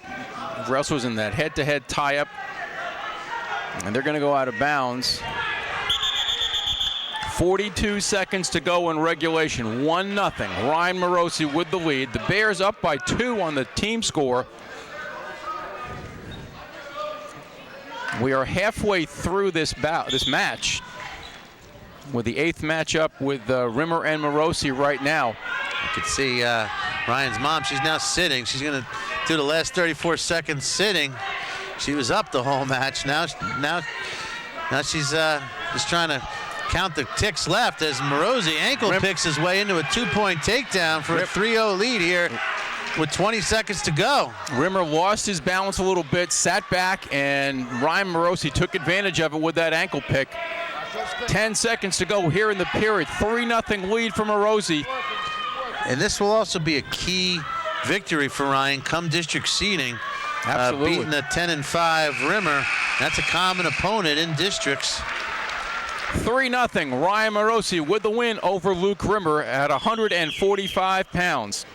Good win for Morosi. And that takes us to 152 pounds. Or it looks like Greg Kruger. And our trivia answer, see if you guys have it at home. But the wrestler with the most pins, 27 in a season, is former East Brunswick head coach, now vice principal, Glenn Pazinko. And he is sitting over to the right on the East Brunswick sideline by trainer Phil Hostler. This is Jake Petrofisa for the Vikings. Petrofisa is a sophomore with a 9-5 record. So again, another one of the youngsters for the Vikings. He scores first. Greg Kruger is the wrestler for the Bears. He is coming in with a 5-9 record. Again, a sophomore. We haven't mentioned much about Joe Daugherty. He's in his 22nd year coaching South Brunswick. He has 255 wins on a career. Pretty lofty number. He is the dean of coaches in Middlesex County, right? I think he's got to be right there. Maybe Mike Giordano of Perth Amboys. Got some years under his belt. Nick Tonzola, maybe a Bishop Bar come to mind. But Joe might be one of the senior guys. Yeah, I think some of the notes, I think Nick is probably in the 20s, 20 years or so. And I'm not sure about Mike Giordano, but he's up there too, yeah. But you're making me feel old because I remember when Nick was there's Joe Daugherty there, you saw. Freshman wrestler.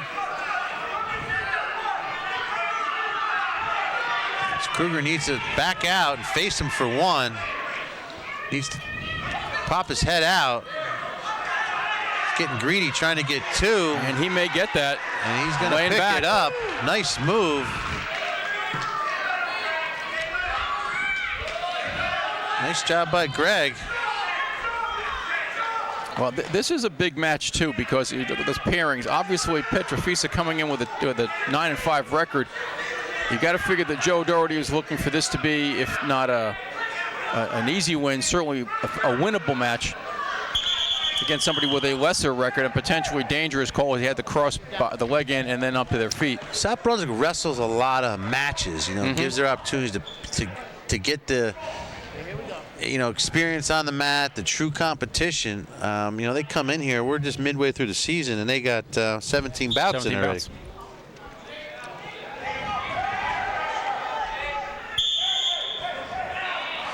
Coach Daugherty's always been one for the principle. You want to get better, you got to wrestle the best. Yes. They bring in teams like Kittatinny. They're not afraid to wrestle anybody. Well, but I also said they wrestled some of the teams in the old Colonial Valley Conference down in Mercer County, and just the other day they beat West Windsor, Plainsboro North with a shutout. So he'll wrestle the best, but he's also going to wrestle some of the local teams. And with West Windsor, that's another team in the district. That's why he's getting them in there. He's trying to get some common opponents. Right. Just ran out of time. South Brunswick looking for a 1-point neutral, but ran out of time. Wrestling, we've said it before, we say it again. It's a sport of inches and seconds.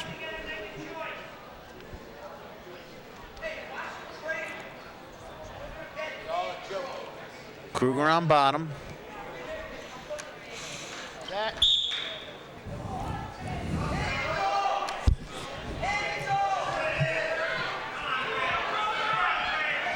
Well, same as before, popping his arm inside. He's pretty much got the reversal now. He's in the Merkle position. Kruger is in control, doesn't hold on. A little hold on the call. No, they gave him 1. And he's going to pick up 2 more if he could spin around. Got to get behind, hook that leg. He picks up 2.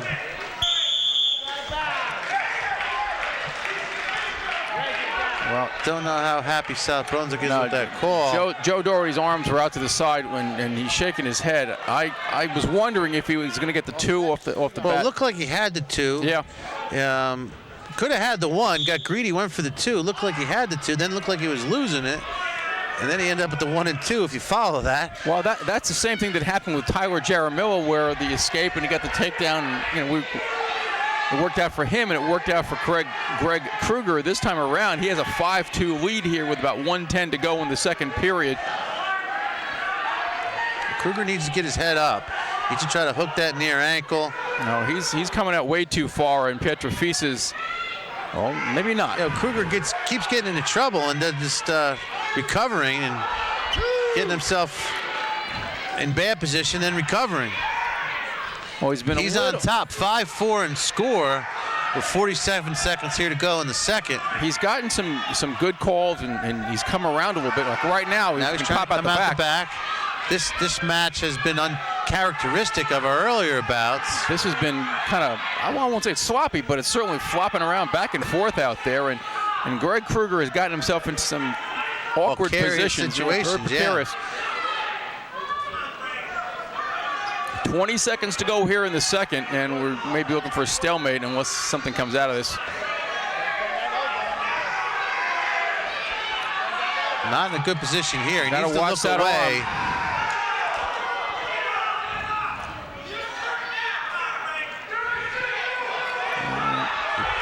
Picks up 1 on the buzzer. Oh, wow. Looks like definitely we could see his shoulders bothering him. It might have something to do with some of that flopping around. Just might not be able to get a good grip on that right side. There have been a couple of situations with Greg right here where it looked like he was in trouble and then suddenly he flops out. He was on his belly with his arm being forced over his head with a half Nelson, and suddenly he's got an escape in the last 5 seconds. A little bit unorthodox style, but it's got him on top here, 6-4 at 152. Needs to keep his head up. He's got to watch out for that head hunting. Kruger brings him back down. Trying to work a near half. Got to stay something behind him. He's not doing a good job controlling the legs. No, he's letting his hips come out. He's giving him a lot of space. Now, if he can keep that leg in, he can eat up some of that clock. Put some pressure on the head, flatten him out, stretch him out a little bit. Don't know how long the official's going to let him stay in his position.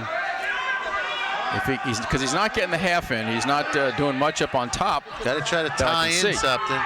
I'm sure the official. I'm sure Coach Doherty's looking for some stalling here and some parallel riding. He's got the leg in, and he's looking for the hook on the far side. And the clock, continues to tick. The clock working for Kruger right now.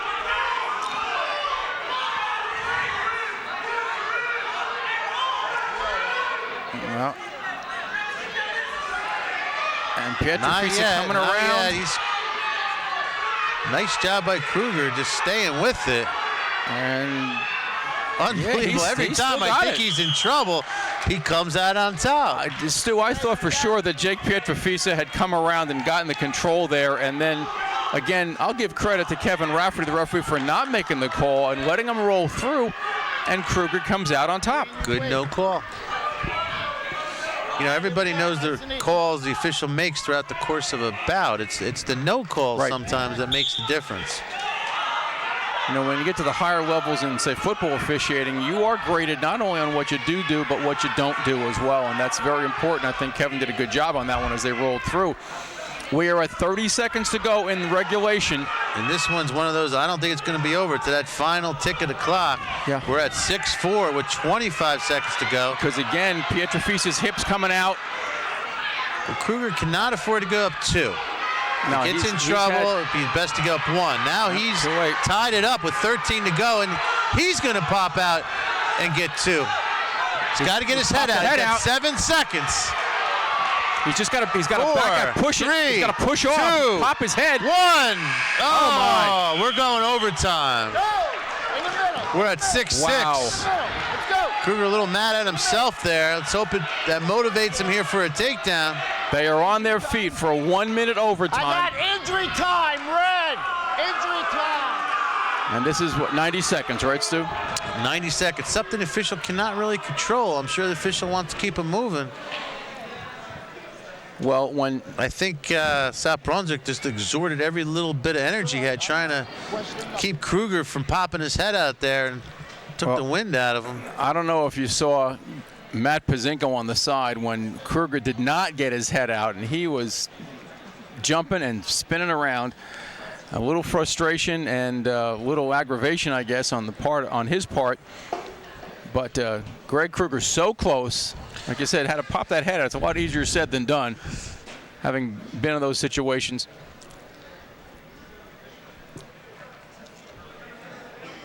Get a look at Kruger, surrounded by the coaching staff. And Darren Schulman doing some talking to him, and now Matt giving him a few last words, but not too sure what the injury is here. And Pietro Fisa is still there. Now, Stu, it used to be that the coaches couldn't coach if a wrestler was injured. Yeah, they took that rule out a few years ago. And that was one of the issues, that the kid would say, I'm tired. He goes over, the coach gives him some words of what he has to do. But they are now back on their feet. 1-minute overtime. Kruger shooting in on a single. Comes up empty.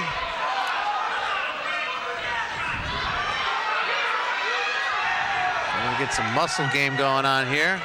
And it's Kruger. Oh my. Stepped out of bounds. Wow, because the shoulders were inbounds. Nice move by Greg Kruger as he turned him to his back. Kruger wants to end this here. He doesn't want any more overtime. He's looking for that takedown. And he's going to pick it up here. Nice job. I like this kid. Wow. I like that bout. Nice bout. I'm 8-6. impressed with the aggressiveness. I really am. Greg Kruger. Great job, Greg. A little unorthodox, but boy, he came up with a big one there and an 18-10 lead for the Bears through 152 pounds. Sometimes it's not what you get, it's how you get there. And he made it work. And for the Bears now, it's Andrew Skeetoni.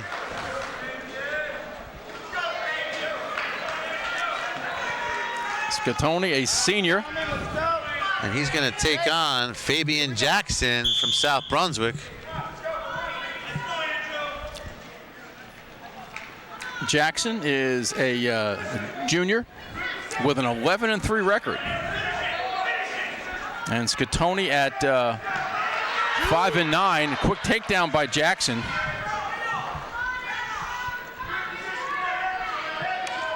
And this is the area where the Vikings have some of their strength as we come up here with Jackson here, but then coming up behind him, Verkaman and Goldhagen are two of the powerhouses for the Vikings. This match is definitely going to come down to the end. I could see it coming. Yeah. East Brunswick does have the 6 points in the bank in heavyweight. South Brunswick has no possible entry. They don't have anybody with them on the bench over 185 pounds. That is the minimum weight required to go heavyweight. Well, Joe Doherty told us right off the bat that he didn't have anybody up top. So that is, as you said, 6 points that are in the back pocket. We started at 112, so our last bout's going to be the little guys at 103. East Brunswick has Mike Duhigg there, and he'll take on Chad Caprero, younger brother of Frank, who we saw earlier against Matthew Parabella, the second of the Caprero boys in the lineup. And it's Chatone. It's pancake to his back as Fabian picks up a 2-point takedown and some back points. Those are actually the first back points we've seen all night. No, I take that back, but not very many this evening. 30 seconds to go. You're Andrew right. Skeetoni. We have not seen a lot of near fall situations. It's been ones and twos. Chatone's in a cradle here. Needs to kick, needs to bicycle himself out, needs to kick his one leg out. Shoulders are out of bounds right now, and on the line. You can't get a pin or give up back points on the line. But he is well inside now. Fabian doing a nice job bringing him back in. Comes out of it. Going to pick up 3 more. So anything Kohn can do to keep the match tight is going to help his team. Well, it's a 9-point lead right now, and Fabian Jackson has shown that he's been very aggressive and has a lot of strength. Kohn on top, down 10-1.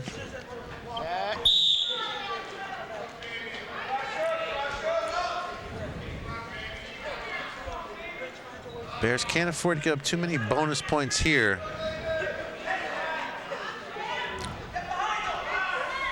Still green here. Still green. Kohn got the near leg in. Fabian comes around, picks up reversal. It's going to bring our gap to 11. At 15, we would stop. That'd be considered a tech fall and 5 team points. Andrew wants to avoid the fall, avoid the extra bonus points as he's on his back. South Brunswick going to pick up a couple more back points. Well, if he's got the 3. So one more time, Andrew's got to avoid the fall. Well, he's got over a minute to fight right now. He's on his belly. And Jackson been very aggressive. Coach Doherty's telling Jackson, you get one more shot at it on his back. Make it something you could pin him with. Now the strategy is here. Do you want to try to pin him with 52 seconds to go, or you want to hold on to the third period where you have 2 minutes to work with? Well, right now, Stu, he's got a 13-point lead. If he takes him down, it's over. Well, he has to take him right to his back. To his back. It would continue, and he does it. That's going to end this bout. South Brunswick will pick up 5 team points with a tech fall. You know, Andrew helps the team here. Not giving up that extra point is something to be taken away from this bout.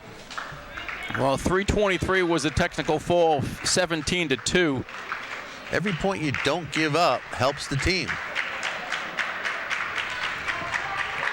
Now we're going to go to 171.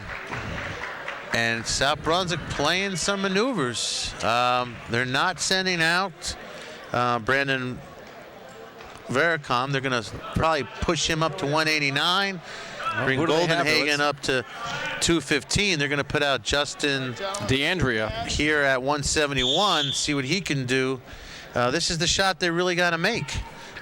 They know they're giving up 6 at heavyweight. They gotta make something try to happen. So John Segreta for the Bears, senior with an 8-9 record. DeAndrea comes in with also a senior with 11-7 record. So the maneuvering continues on Joe Doherty's side. He's going to put DeAndrea here at 71. He'll move Verkaman up to 89, and then Goldenhagen up to 215. Segreta's going to have about a 10, 12 pound weight advantage here. DeAndrea weighed in at 160. Not too sure what Segreta weighed in at. I mean, he's a 71 pounder, but in all likelihood, he's got a 10 pound advantage here. Those weight classes, the gaps get a little bigger as you get up that lineup. Well, this could be a very critical match for the Bears. I mean, as you're saying, every point you don't give up, and the thing is, do you win this one? You're always trying to win it, but it'd be critical if they could win it and certainly not give up a lot of points, because again, they're giving up 6 at heavyweight, and you've got some strong wrestlers with Verkaman and Goldhagen coming in now at 89 and 215.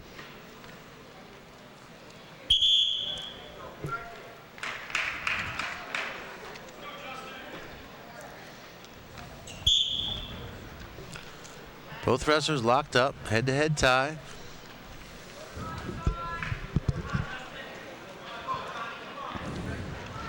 No matter how you look at it, this is a key bout. Any way you flip it and turn it, whoever comes out on top in this bout is definitely going to play dividend on our final team score.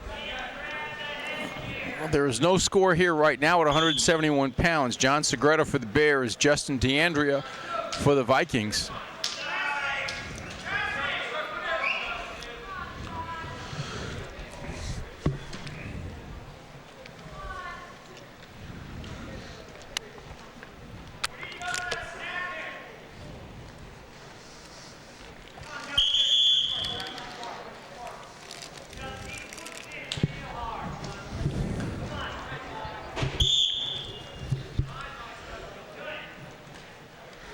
Head-to-head tie for the two wrestlers. Shrugged by Segredo, try to get some leverage. And the period comes to a close. And John Segredo will have choice. Sticking the strategy, look for him to take bottom. No, Defers. This way. Turn around. Turn around. a little surprise there. All set there? Here we go. Nice and easy. You know, we'll remind you again, if you are watching this on January 31st, you have a couple more opportunities to watch this broadcast on EBTV. The replays will be on February 4th at 9 p.m. and February 13th at 2 p.m. on EBTV. Segredo holding on. Gonna get a fresh start. You down, Red. All right, you all set there? Here we go.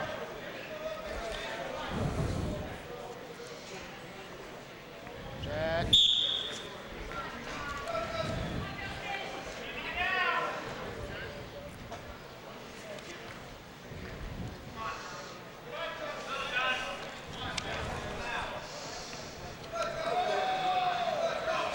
Segredo looked like he was going to take that arm home for a second.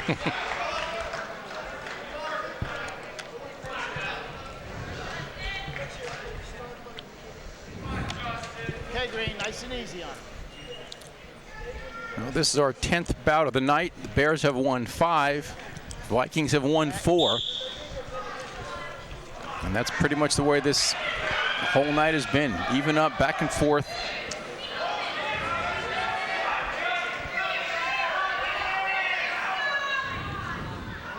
It's not his hand, it's just his hand. Nobody's won more than 2 bouts in a row, so there really has been no dominance, no momentum building. Segredo on top here. Halfway through this bout, we're still locked at 0. You can't ask for a tighter dual meet. You know, not only has the team score been tight, the individual bouts have been tight for the most part. We've had a couple one-sided bouts, but for the most part, these bouts have been pretty tight. Segredo trying to work a cradle. Far side cradle on. He's in good position here. 35 seconds to go here in the period. And the referee's not going to stop that. And as long as they stay like that, he's eating up valuable clock time. It's got a pinning combination in, so nothing's changing. 20 seconds to go here in the second period at 171 pounds. Nice job by Segredo. Oh, get a little sloppy there. Doesn't want to give up 2 here, but he does with 9 seconds to frustrate Coach Matt Bazinko. Understandably, that's something you just don't want to see. With 1 second to go. So John's going to have choice here in the third. Look for him to take bottom. Defense!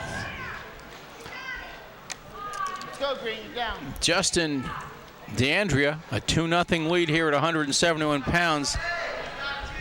John Segredo for the Bears. You all set? Stop moving around. Here we go, nice and easy.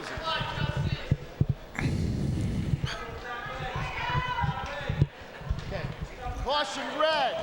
Right? No, you got your hand all the way around to the other side. Put it in the middle, okay? All right, get yourself set. Here we go. In the middle. That's better.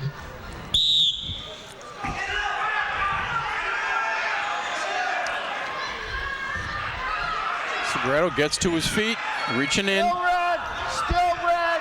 Still in control, working into a near side cradle. Segredo's got to make himself long. Segredo's looking to turn and face him.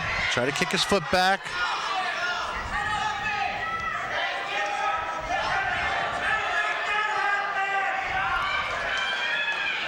Still red. DeAndre doesn't want to give up 2. He'd be okay giving up 1, but he's got to watch the stolen call. He's got to move up off of that leg.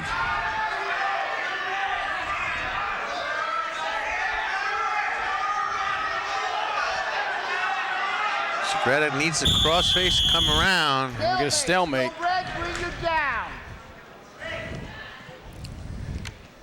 Let's go, Green.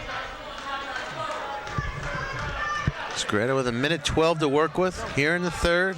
trailing 2-0. All right, don't move. All right, watch your start now. Come on. Good start. Well, if you're a wrestler here and you know the official hasn't been calling a lot of stalling, you know, you want to look to maybe get a Turk, chew up some clock, stay behind him, ride an ankle, throw a leg in put there, a leg in there. Right.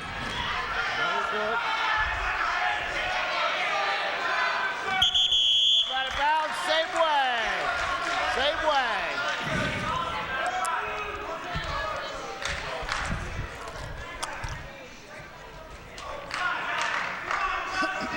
All right, when you get down there, don't move now, all right? Is that what you want? All right, good start. Set.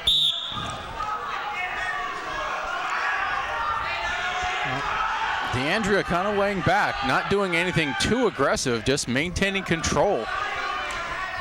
As he comes up on 45 seconds here left in regulation, John Segreto on the bottom in the green, gets himself caught, snap back a little bit. He's got to turn it over to his belly. And there are back points. Got to flatten it out. Big points there for DeAndrea. Building a 5-0 lead here with 20 seconds to go in the third.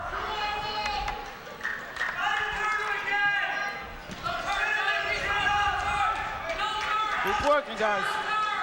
Well, only 5-0, but it is an enormous margin. 3 key team points. Going to tie our team score at 18-18 with this 3 bouts remaining. And a 5-0 win for Justin DeAndrea of the Vikings over John Segreto. I should say 3 bouts to wrestle. We know heavyweight there's going to be no contest. Right. So East Brunswick has, on paper, 3 bouts to wrestle, 6-point lead, needs to win one of the next 3 and avoid giving up anything big. Yeah. You start doing the math and you get a headache on that one, but you know, as a coach, you are starting to do the math. You are starting to look ahead. What do you have coming up? Well, Brandon came in on the mat. Not a big pinner. Big winner, not a big pinner, but he needs a pin here. Hands. Here we go. For the Bears, what do we have here? Julian Quinton, or is that a Julian Quinton? He's no slouch of his own. He's 8-4 on the season. Anything he can do here would help the team. You know, he knows he has his hands full. Wrestling a quality wrestler, state place winner.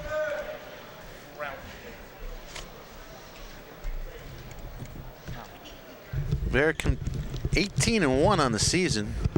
First place in the Mustang Classic. He was second in the counties last year. He's a 2-time district champ. He's a region champ.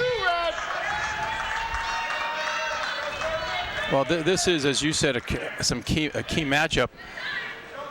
If he's not a pinner, then Eric Brown has to do his best to make sure that continues, because the Bears can't afford to give up the bonus points at this point.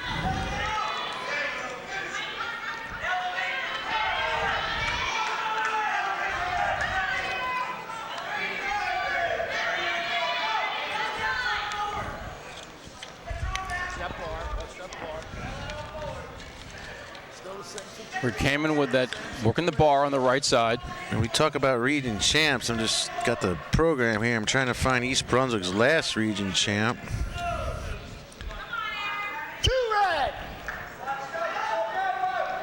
East Brunswick hasn't had a region champ since 2001. Wow. And that was Keith Richings at 125 pounds. It's been a while.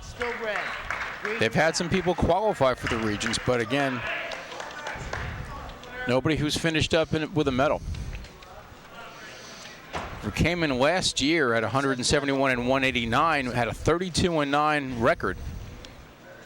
So he certainly is a force to be reckoned with here in the 189-pound bracket.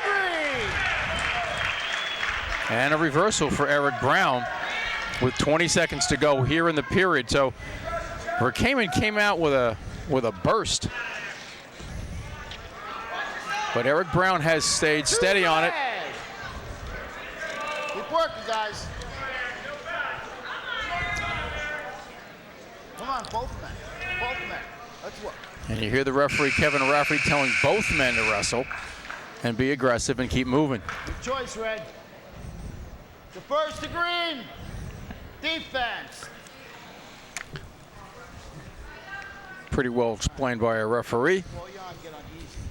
Don't jump on. All right. Here we go. Nice and easy. Set.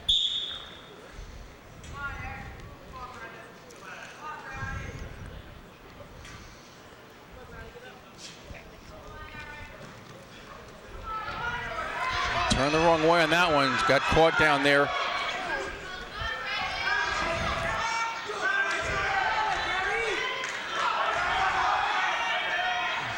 Long way to go here in the second period. Eric Brown's got to try to get to his belly.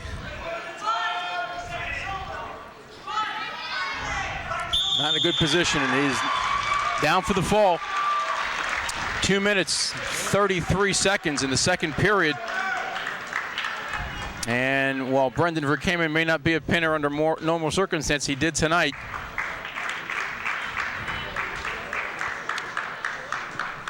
And Brendan Verkaman with the pin at 189 pounds. It takes us to 2:15. That's South Brunswick's first lead of the night. And this should be Jeff Goldhagen.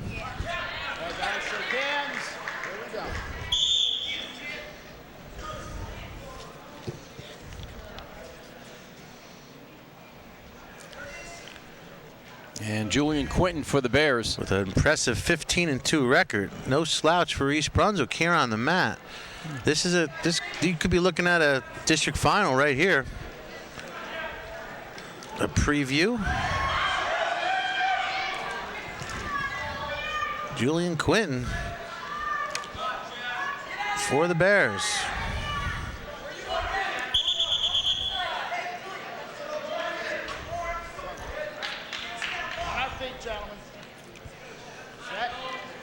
Jeff Goldhagen, a senior, 15-4. Well, both of these guys are 189 pounders. They're at 215 because of the juggling, but you know, if these two guys repeat later in the districts, it's probably going to be at 189. Yeah, well, last year Goldhagen also bounced between 171 and 189, so actually they're then both light 215. Right, so no one's giving up any weight here. No. They're both giving up weight to the weight class, but not to each other. That's one of the biggest jumps, you know, in high school is that 189 to 215. That's a lot of weight. That's a big gap. You know, you weigh in at 173, and you go up to, you're qualified at 189. You wrestle 215. You're giving up a lot of weight. That's more than 10%. And if you're at 215 pounds, it's more than 10% of your weight there. You know, it's a lot of deficit.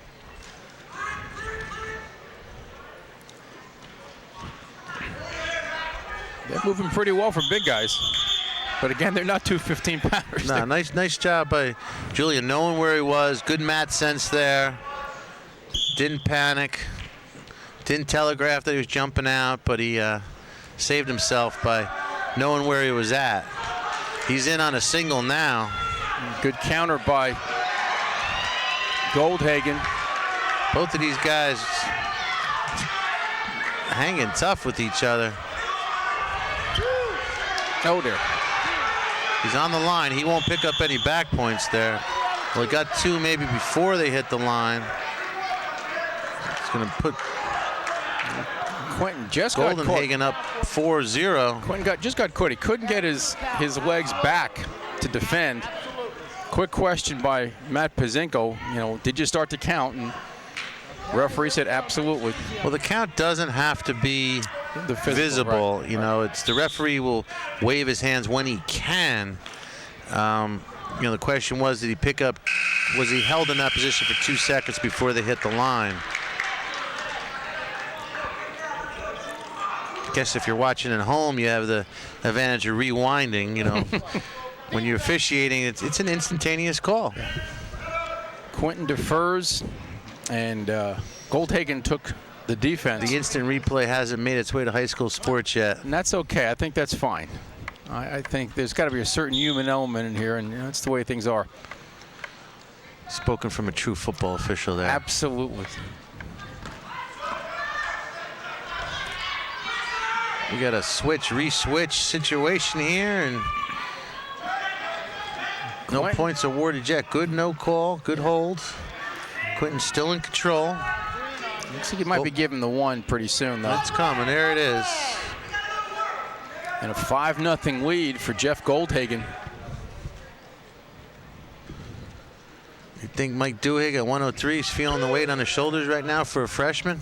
Well, suddenly there's a, this was the purpose of mixing up the starting point, so the heavyweights didn't always feel that pressure. We just got it the other way around. Now you've got the little guy at the other end who now has a great deal of weight on his shoulders. Just saw his dad walk in the bleachers, Mike Duhigg, senior, now the assistant head coach at Spotswood.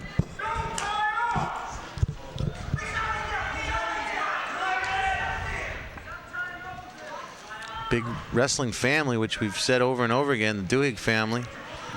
We'll get more about that at 103. Right now we're at 2:15 with a 7-1 lead for Goldenhagen over Julian Quinton. Just for a second there, Goldhagen's knees buckled a little bit, and Quinton. Well, Quinton's a strong kid. You can't count him out at all. Oh, no. He's in it for the full 6 minutes. Anything can happen. That's why we wrestle. You saw the frustration on Julian Quinton after that first period when he gave up the takedown and the back points. Put his head down, just seemed so upset.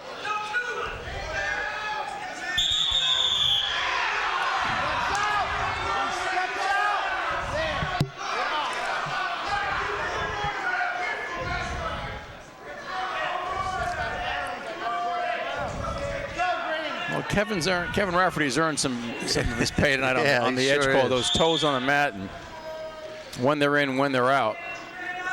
Until you do it out there, it just looks so easy. Deep on the double, not a lot of time left. And Quinton just turns the wrong way. We're still in. Well, he got in deep on that double, couldn't quite finish it off. Looks like he might have hurt himself. Injury, Green. In this melee, he got poked. This is one of those matches where both coaches are going to go back after the dual meet and look at it and shoulda, woulda, coulda it. And well, there are a couple of situations. I mean, obviously the Michael Kohn match could have went either way. I mean, that ended up being a, the 5-3 with Tyler Varamillo winning in an overtime. That was just so close. And then again, the same thing. The Greg Kruger match, came out in favor of the Bears, 8-6 in overtime.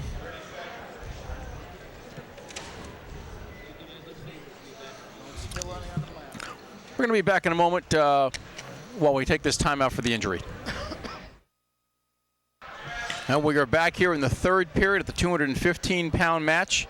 Julian Quinton down 7-1 for the Bears as he gets set for the in the defensive position, going up against Jeff Goldhagen, one of the top wrestlers for the Vikings. Well, he cannot afford to give up any points. He really can't. He's got to keep this at a regular decision or a win.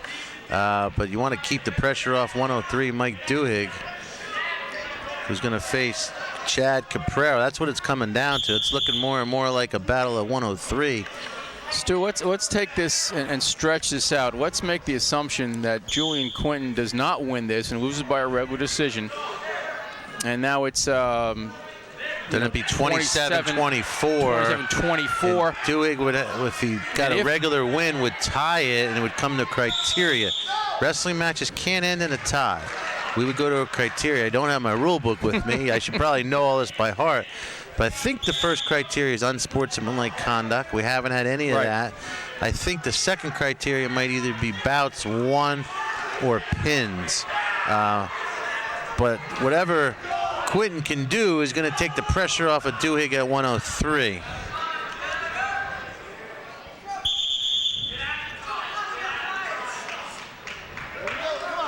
If we can get a look at Mike Duhigg pacing the bench behind the East Brunswick team bench, you could think what's going through his mind, knowing this is coming down to him.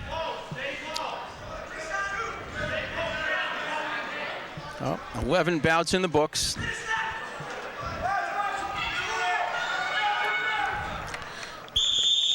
There's the heavyweight coming up next. He's going to get a forfeit. We'll see if we get a look at Mike, the little guy there at 103. Rich.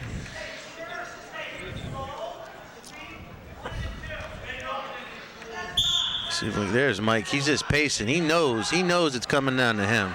What's going through his mind? He's getting pumped up by his teammates. See Andrew Scitoni telling him, go out there and give it your best shot. Believe in yourself.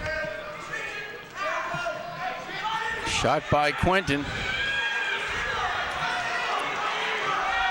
Didn't really get a chance to finish that one off. 30 seconds to go here at 2:15. We've done 2 of these matches here in EBTV, New Egypt and South Brunswick, and both of these matches, it's going to come down to the last bout. There's a takedown by Goldhagen. He's got a 9-2 lead. That's 7 points. Again, can't give up anything else. We're under 10 seconds here. 5 seconds to go. And it looks like that is how this will end. A 9-2 win for Jeff Goldhagen at 215 pounds. The Vikings take a 27-18 lead. Which we'll soon see 24-27 with the forfeit at heavyweight. So you got to wonder if, Goldhagen did his job. He got the win, but, they needed more.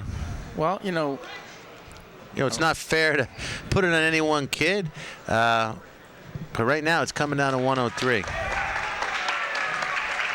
It's Chad Caprero taking the mat for the Vikings. Against Mike Duhigg. We got freshman, sophomore on the mat. Mike Duhigg, a freshman with a 7-8 record. So we got 2 kids, all about the same record. Chad Caprero only 8-13. So again, neither wrestler with an outstanding record. It's going to come down to who wants it and who's going to win it for their. If Duhigg would win by a regular decision, again, we're going to go to our criteria. I don't know what the criteria is. What's our bout split right now, Coach? Right now it is 7-6 South Brunswick. So if Duhigg wins, it'd be 7-7. Well, I think the first criteria I know is unsportsmanlike. Second criteria, I believe, is bouts 1, and third is pins. Well, if that's the case, pins. Let's see. We've got one. Where are we here? Ryan Levinsky got one. There was a tech fall that Andrew Scatone gave up. And then there was the pin by Brendan Verkamen. So it's 1-1 on pins. All right, so we will go to the next criteria. Gotta start bringing my rule book to these matches. I think the next is tech falls, or tech falls with his one total bonus points, I think. But none of it's going to matter if Mike Duhigg can't pull out a win here at 103. He's trailing 2-0. And Pereira looking to turn Duhigg to his back. Just might have a little bit too much strength and experience and size advantage over Duhigg. Again, that 1 year makes a big difference. 30 seconds to go here in the first period. Well, Mike giving it a fight here. Wants to try to get to his belly. Let's get off of those shoulders. 20 seconds to go in the first. Got every wrestler on the South Brunswick bench wrestling this bout. Every one of them reaching for that half, telling them to reverse the half. Duhigg arching it. 10 seconds to go. Mike's got 8 seconds. Stay strong. 6. Got to give it. 5. He's got 3. Arch it. 1. All right, Mike. Woo.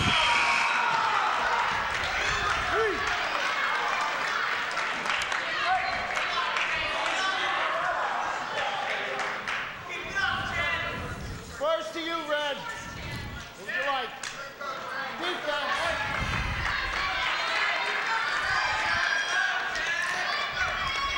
I'm looking at Chad's grandfather, Frank Caprero, on the edge of his seat.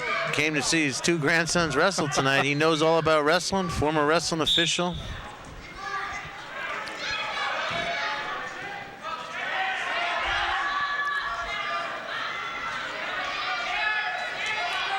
Mike Duhigg on top, trying to get a bar on the near side. Mike's tough on top. Pretty good position control, for Mike. Yeah, he's a good rider. little high there now, doesn't have the legs in, and he's got himself over the top. He's a little high. He's got to get his head out, hips back up.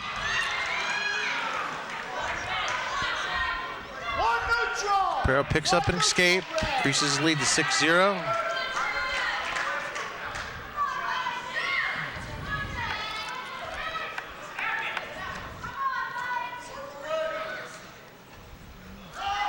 Well, Mike going for the kill right there with the head and arm. Now the pin's the equalizer. Slips off. Gave it a shot. It's all about the pin now. That's what Mike's going to need. Score's not going to matter. Mike's got to look to get him on his back, look to stick him.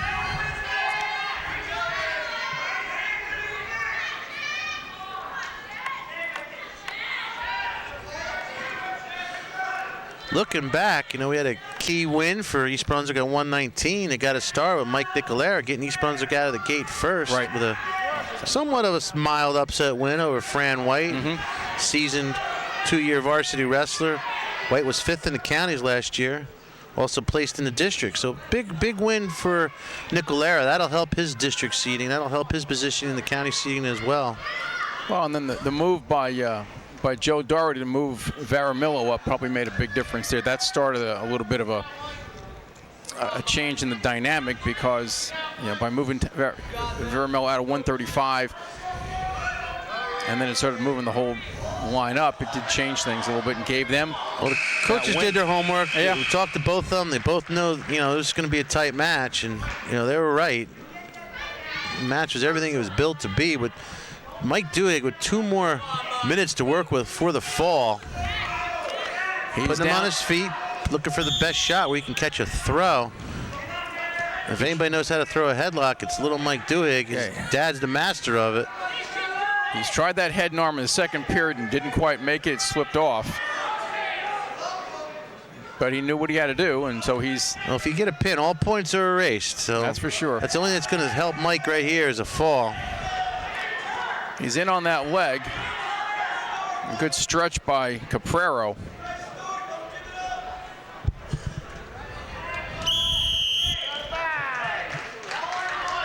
Minute and a half to go here in the 3rd period of regulation at 103 pounds. The Vikings up by 3.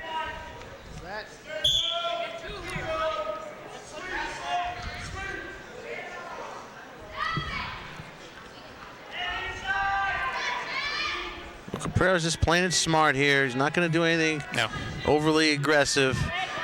He's staying an offensive front by staying defensive. Can't give up the big move, staying on top of Duhigg. Looks like he's got a little bit of a size advantage for sure. He spins around for a 2-point takedown.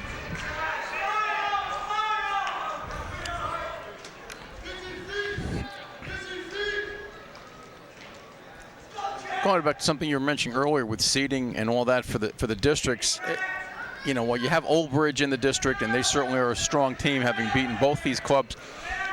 You know, the Bears have shown some good fight. They've shown some good aggression, and you know they're going to get some good spots in the district. They're improving in each dual meet. They've already, I think, exceeded their win total all last year.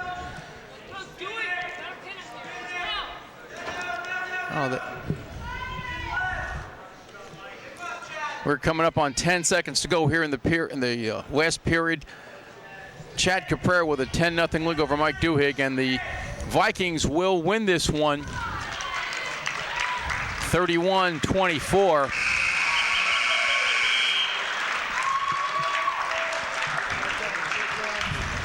Okay. And while the pressure felt at Mike Duhigg to try to come up with that win, the reality was it was a team effort on the Vikings' part to pick this one up, Stu. They did a good job. As you said, the coaches did a good job on their homework, and the matchups worked out pretty well for the Vikings. Well, Bob, as always, it's a pleasure working with you. And we'll be back for the South River match, and that'll wrap up our broadcast for the season. The final score here tonight, the South Brunswick Vikings 31, the East Brunswick Bears 24. For Stu Kohn, I'm Bob Cancro. Thanks for watching EBTV.